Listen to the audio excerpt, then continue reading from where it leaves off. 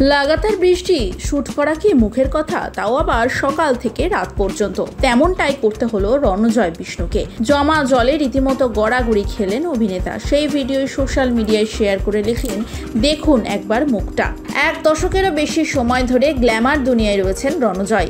তার নামের পাশে জালবন্দি, আঘাত, বিধান, মুলায়ম সিং যাদবের মতো সিনেমা। 2022 সালে গুড্ডি সিরিয়ালে দেখা যায় রণজয়কে।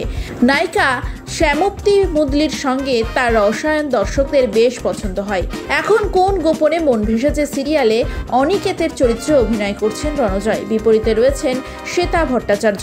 ধারাবাহিকে শ্বেতার চরিত্রের নাম শ্যামলী। তার প্রাণ রক্ষার প্রার্থনাতেই ঈশ্বরের দুয়ারে হাজির হয় অনিকেত। সাদা ধুতি ও উত্তরীয় পরে মহাদেবের আরাধনা করতে দেখা যায় তাকে। ইতিমধ্যেই জি বাংলায় এপিসোডটি সম্প্রচার হয়ে গিয়েছে। নেপথ্য কাহিনী ভিডিওটিও রণজয় শেয়ার করেন বুধবার।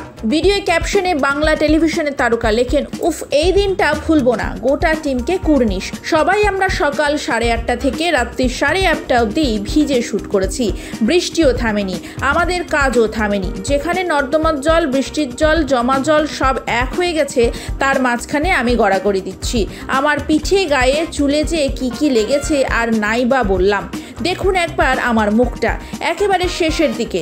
যাই হোক, এত পরিশ্রমের পর তৈরি এপিসোড আপনাদের কেমন লাগলো?